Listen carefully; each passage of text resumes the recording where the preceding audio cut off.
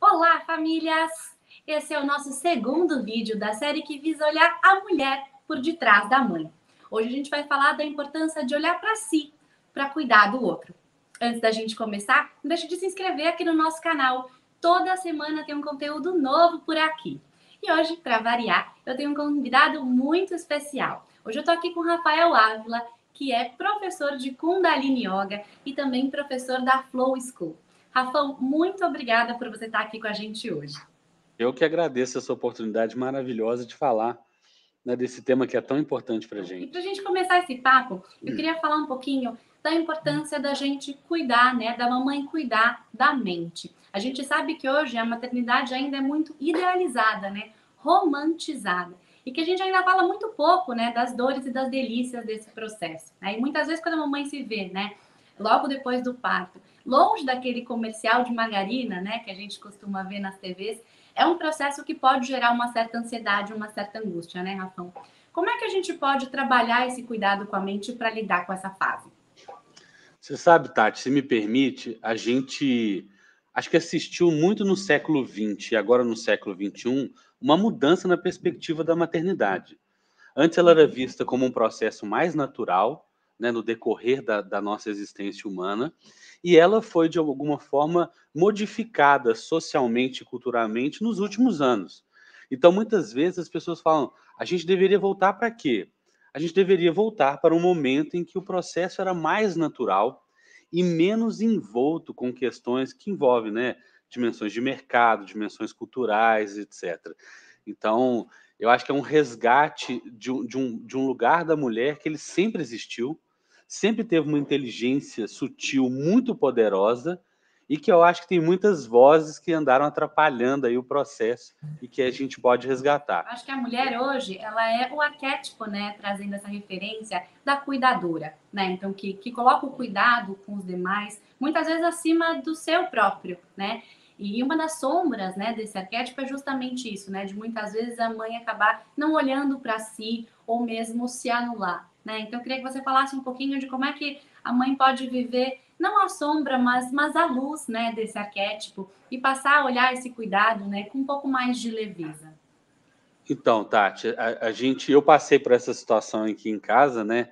A gente tem uma filha agora com 4 anos, e eu acho que talvez o primeiro grande recado do que a gente aprendeu aqui foi assim. Antes, nós somos dois professores, né? Professores universitários, com os doutorados e tudo mais. A gente lia sobre tudo. Então a gente estudava tudo. Do processo da gestação, alimentação, aí a gente começou a comprar livros sobre até aprendizado, neurociência aplicada à criança. Então a gente leu muita coisa, como professores que somos, e a gente acabou, na hora que encarou o processo, né, a gente viu que tem muito mais coisa que a gente deveria escutar a nossa própria intuição, aquilo que fazia sentido para aquele bebê e para a mãe, do que os livros nos diziam. Os livros eram referências. Então a gente começou a ter talvez um excesso de informação sobre um processo. A outra Sim. coisa é que no ambiente familiar todo mundo quer dar palpite, né, sobre do aleitamento materno, passando pela troca de fralda, que tipo de roupa, que escola. Então a gente tinha um segundo conjunto, Tati, muito forte de informações que também nos deixavam um pouco ansiosos e confusos. Então, eu acho que foi só no momento em que nós, de fato, os pais, né, os cuidadores, começamos a conversar entre nós, observar a criança e tomar as decisões, é que o processo ficou mais fluido. Então, ele passa muito por esse lugar de qual é o papel de cada um. Por exemplo, na tradição da yoga, que eu sigo, na Kundalini, durante os 40 dias iniciais da criança, em que a mulher está absolutamente dedicada ao, né, ao pós-parto e os primeiros momentos com o bebê, a mulher cuida exclusivamente do bebê e o homem cuida de absolutamente tudo no entorno Todo resto. disso. Todo o resto. A gente tem uma coisa muito legal na yoga, que durante 40 dias a gente recebe os alimentos da comunidade. Então a gente não se preocupa em fazer compra, a gente não se preocupa em cozinhar, a gente não se preocupa com nada. Então a família recebe esses alimentos durante 40 dias, a mulher foca na criança e o homem resolve absolutamente tudo tudo do entorno para que a mulher tenha esse momento tranquilo. Não é fácil você criar uma criança no mundo em que a gente, apesar de ter muita gente, a gente se sente isolado. Mas Sozinho, a de certa gente... forma, né? Exato, mas a gente precisa estabelecer esses limites que são da nossa própria escuta, né? E do diálogo entre ali os cuidadores principais da criança. Então, é uma escuta muito profunda daquilo que faz sentido para aquele ser que está ali. Você usa referências, gente, mas referências são referências, elas não são verdade. A verdade é construída da relação entre esses seres que estão ali, né? Eventualmente as mães ou os pais da criança, a criança. Então, a gente está ali conhecendo todo o processo. Você falou da importância de a mãe, né, de o pai se cuidar, né? Então, cuidar de si para poder cuidar do outro. Eu acho que é um pouquinho daquela lógica que a gente está acostumado a ver no avião, né? Quando falam das máscaras de oxigênio, né? Então, primeiro coloca em você para depois colocar na criança, porque o processo, o inverso não vai ser verdadeiro, né? Então, eu queria que você falasse um pouquinho sobre isso também. Então, Tati, a gente tem, talvez no contemporâneo, as pessoas acham que cuidar de si mesmo é um ato egóico, egoísta. E a gente na yoga, a gente costuma dizer o seguinte: tem 3 instâncias que dominam a sua mente, vamos dizer assim. Existem a chamada mente oscilante, que são seus pensamentos. Eles ficam ali o tempo todo flutuando, aí você captura algum, pensa outro, conecta. Então, na yoga, a gente sabe que existe essa mente flutuante, que são os seus conjuntos de pensamento. Existe também, Tati, na yoga, a perspectiva do ego. O ego é uma instância que centraliza todos os pensamentos que te identificam. Então, Tati tem uma série de pensamentos que ela acredita serem os pensamentos que definem a Tati. E tem, de alguma forma, a nossa consciência, que os elementos que dão um propósito à nossa existência, que são nossos valores, que geralmente são aqueles que representam a nossa essência, a nossa verdade. As pessoas, na yoga, né, a gente costuma dizer muito em que as pessoas entendem o ego como uma instância prejudicial. Não, o ego só quer que você evite a dor e busque prazer. A consciência, por si, ela olha numa perspectiva mais ampliada. Quando a gente fala de cuidar de nós mesmos, não é um ato em si egoísta, se ele é direcionado à possibilidade que você tem que cuidar de si mesmo, dos outros e do mundo. Então, quando você está energizada, quando você está mentalmente equilibrada, quando você está fisicamente saudável, isso permite você usar toda essa potência que você tem para cuidar do outro. Então, a gente diz na yoga que o cuidar de si é você usar toda essa potência, toda essa plenitude para que se manter, obviamente, saudável, mas poder entregar isso ao outro, ou fazer o que a gente chama de seva, que é o serviço desinteressado na relação do outro. Então, não é um ato egoísta em si, porque ele não visa o seu próprio prazer em detrimento do outro, mas é um ato de consciência em que você está plena e capaz, então, portanto, de servir o outro E aí, com também. isso, eu queria aproveitar e emendar o que a yoga pode nos ensinar, o que a gente pode aprender com ela, né? Nesse processo de se reencontrar, né, na maternidade. Eu sei que existe, né, a respiração é muito forte, as afirmações, né, os sankalpas também ajudam a gente a voltar para o nosso centro. O que você pode falar um pouquinho sobre isso? Então, eu tenho percebido assim, que a gente está uma era de muita informação. E por ter muita informação, né, a gente tem pouco foco. A gente fala, esse é o paradoxo da abundância, né? Eu tenho muita informação e, portanto, eu tenho pouco foco.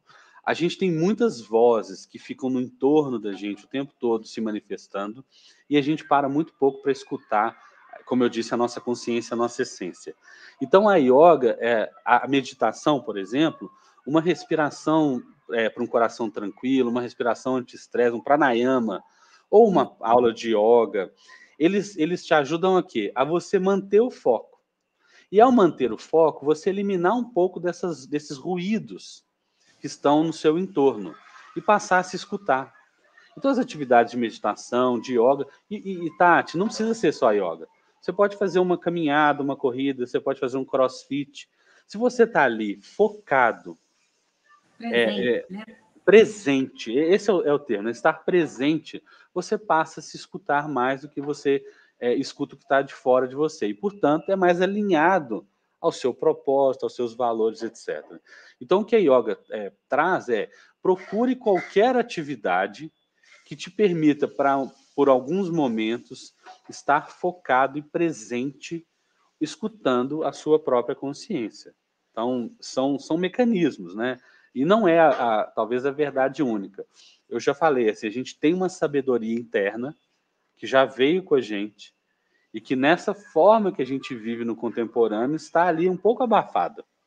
A ideia é a gente deixar isso vir à tona novamente. Gosto muito, Rafão, das afirmações, né? Eu acho que para mim, pelo menos, funciona muito, né? Às vezes, quando a gente está ali no barulho, na ansiedade, às vezes a gente ter uma frase, né? Uma frase positiva que a gente consiga parar e repetir ali, né? Mesmo no silêncio ali, né? De uma meditação, de uma respiração profunda, né? Calma, vai ficar tudo bem. Eu acho que isso também ajuda a gente a ir voltando para esse centro, né? Tati, é muito legal porque, assim, eu na minha prática diária, né, eu tenho as meditações da Kundalini, eu faço a minha yoga, mas tem frase igual ao Ponopono, né, que muita gente usa, são frases muito poderosas e são frases que você pode, como você diz, trazer para o seu dia a dia. O que a gente usa na yoga são os chamados ganchos. Um gancho pode ser um gancho para você se presentificar. Pode ser o pranayama ou respiração. Um gancho podem ser as posturas ou asanas. Um gancho pode ser um mantra, uma oração. Um gancho pode ser um mudra, né, uma pose de mão. O importante é a gente entender que existem esses mecanismos que fazem a gente estar em conexão com a gente mesmo, que seja por um tempinho, e com a medida que você vai praticando, você consegue sair mais facilmente desse ruído e escutar a sua própria voz, escutar seu coração, escutar, né, sua consciência, como eu venho dizendo. Legal, eu queria aproveitar muito a tua presença aqui, Rafão. Se você puder, ensinar para a gente uma dessas respirações, um desses pranayamas rapidinhos que a gente consiga fazer no dia a dia quando essa ansiedade apertar um pouquinho, que a gente consiga fazer em casa, em qualquer lugar? Tá. Tem Tati, um pranayama, uma respiração, que ele é muito interessante, ele é muito legal, ele se chama respiração enquadrado. O que a gente faz? A gente faz, mentalmente, é como se fosse um quadradinho, vou explicar para vocês. A gente inspira sempre pelas narinas e expira sempre pelas narinas. A gente vai fazer uma inspiração de 5 segundinhos. Então eu vou lá fechar meus olhos e vou puxar o ar pelo nariz, contando 4, 5 segundinhos. Então vamos lá, vamos contar 4. Eu vou inspirar 1, 2, 3, 4. Antes de eu expirar, eu vou contar mais 4. Seguro então 4. E aí eu expiro pelo nariz em 4. E antes de eu voltar a inspirar, eu conto 4. Então são 16 tempos. Eu formo esse quadradinho entre inspirar, segurar, expirar, segurar. Tati, 3 minutinhos de uma respiração em quadrado já te colocam num estado um pouco mais tranquilo, com o coração um pouco mais ameno para você seguir o seu dia a dia. Quando a gente falou, né, de fazer esse vídeo juntos, você pontuou muito bem, acho que foi muito feliz a sua fala de me perguntar, Tati, faz sentido, né, eu que sou um homem, falar desse lugar, né, falar desse cuidado, né, com a mãe na maternidade. E eu achei muito bacana trazer você aqui, eu acho que justamente por isso, né, para a gente desmistificar esse lugar. Que esse lugar de fala, essa preocupação, ela não deve passar só pela mãe, né? Esse cuidado com o bebê e essa adaptação da vida, né, com a chegada de um filho, é uma preocupação da família, né? Passa pela mãe, passa pelo pai também. E você é pai, né, de uma menininha, da Mila. Eu queria que você comentasse um pouquinho do papel do pai nesse contexto, né? Como é que o pai também pode ajudar, né, a mãe e a si também, né? Como é que eles podem continuar olhando para si, cuidando de si, para cuidar desse ser que está chegando? Então, eu acho assim, eu fiz esse questionamento, Tati, porque a gente já vive o chamado mansplaining, né? O tempo todo, assim, os homens, a gente chegou num ponto de arrogância masculino nosso que a gente quer falar até sobre a maternidade. Então eu falei assim, bom, se eu puder contribuir de alguma forma, a gente tem um curso na yoga, uma tradição na yoga, que a gente chama de paternidade consciente. Talvez o primeiro momento, assim, a primeira coisa que eu tive que fazer muito fortemente é entender quais eram os valores sociais ou culturais que eu tinha, que eu recebi de herança por esse mundo masculino, né, ou predominantemente masculino, e que eu deveria quebrar. Ou seja, quais eram os mitos sobre a atividade masculina e sobre a relação do homem nesse papel, que é o papel do pai. Eu tive que passar por um processo muito duro, né? Por quê? Porque a gente não percebe o tanto de herança que a gente foi colocando nas nossas costas e que eventualmente elas não fazem sentido. Então, o pai tomar a consciência, né, do que de fato ele é e entender que é muitas vezes até contraditório aos papéis que a sociedade coloca para ele, esse é o primeiro pai. É a primeira grande questão, é o pai se tornar consciente. O segundo, né, para a gente, é da humildade. Muitas vezes a conexão da mulher com o bebê, ela é visceral, gente. Ela está num campo energético que a gente na yoga diz que as auras estão conectadas durante um bom tempo. Aquelas almas estão ali energeticamente conectadas. O nosso papel é humildemente escutar o que a mãe está nos dizendo, desse lugar. E a partir dali, você ir descobrindo o que você pode construir na relação com aquele bebê que chega na sua casa. A Tati sabe, né, mas eu queria compartilhar, durante um ano de gravidez e esses 3 primeiros anos da minha filha, né, e coincidiu também com a pandemia, eu vinha escrevendo para ela pequenos posts no meu Instagram sobre lições que eu queria dar a ela se por um acaso eu viesse a falecer, que é uma realidade, né? A gente pode a qualquer momento não estar mais aqui. E eu fui escrevendo esse conjunto de coisas para ela, e aí eu fiz um livro, depois até te mando, Tati, se você quiser, o PDF para distribuir para as pessoas que se interessarem. E chama assim Papai Presente. É um presente que eu fiz para minha filha e, ao mesmo tempo, é dizer assim, eu não sei ser pai, eu estou aprendendo a ser pai, mas você terá a minha presença. Isso é o recado que eu queria dar. Se o pai estiver, esteja profundamente. Não esteja dividido entre outras coisas. Esteja presente. Então, nessas reflexões, Tati, eu aprendi o que é ser pai da Mila. Eu não posso dizer o que é pai de outra criança. O pai da Mila aprendeu com as suas próprias reflexões e com a Mila o que é ser pai da Mila. Então, também, longe das respostas prontas, a paternidade, para mim, é um processo constante de descoberta do que eu posso oferecer para ela, do que eu posso me tornar. Acho que é um pouco disso que eu queria compartilhar. Não sei desde quando, né, o porquê que ficou bonito a gente dizer que a gente dá conta de tudo, né, ou que a gente tenta dar conta de tudo, mas no final do dia não somos nem Mulheres Maravilha, nem super-heróis, né, a gente precisa aprender a pedir ajuda, e que isso não enfraquece ninguém, né, ser vulnerável, dizer, olha, eu preciso de ajuda porque eu estou de fato num processo de aprendizado, né, estou me adaptando, faz parte do processo também, né. Ô, Tati, você tem 2 pontos que são brilhantes aí na sua fala. O primeiro, me lembra muito os vários livros e o documentário da Brené Brown sobre a coragem de ser vulnerável, né? Eu acho que a gente vive uma condição estrutural, econômica, política, em que a gente precisa performar o tempo inteiro, a gente precisa dar conta de tudo, não existe o estresse até o momento que a gente entra em burnout, né? E o processo, gente, da maternidade, da paternidade, no início é uma coisa muito, muito dura. Então, se você não conta com essa rede de apoios, né, assim, de alguma forma isso se torna mais difícil. Como eu disse, a rede de apoio é importante, mas ela não deve substituir a intuição com que a gente vive a própria existência da criança. Porque senão, apesar do apoio, a gente vem com mais confusão.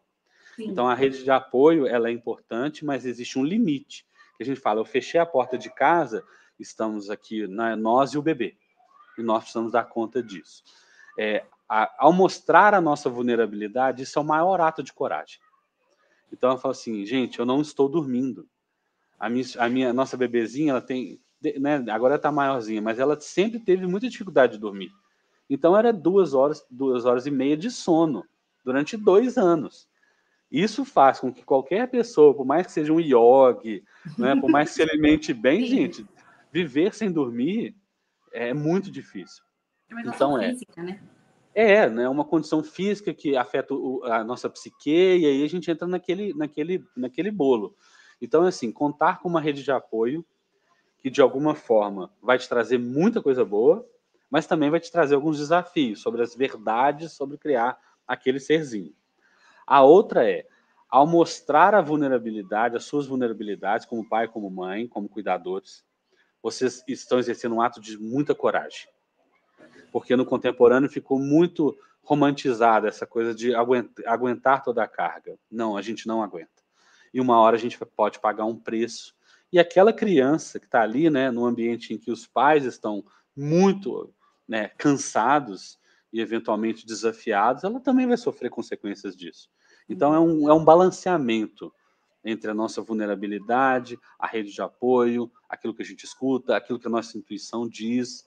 Esse é o equilíbrio da vida, né, que eu penso sobre a paternidade nesse lugar e a Para a gente maternidade. fechar, Rafael, acho que a gente já foi falando disso, você já trouxe isso na sua fala desde o início, né? Mas qual que é a importância da mamãe e do papai ouvirem a sua intuição? O que a yoga fala sobre isso?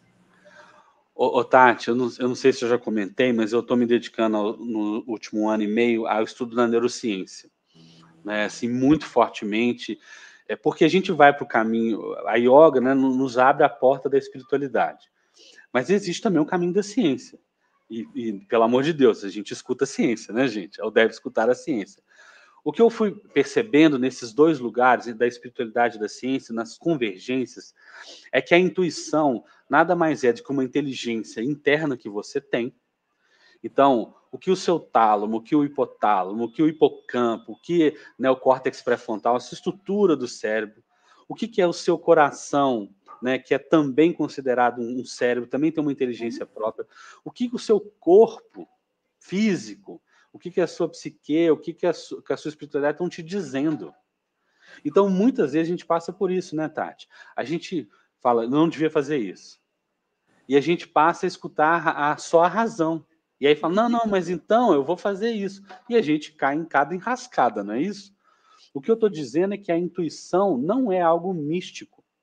Não é algo que como eu disse, sim, só poucas pessoas acessam.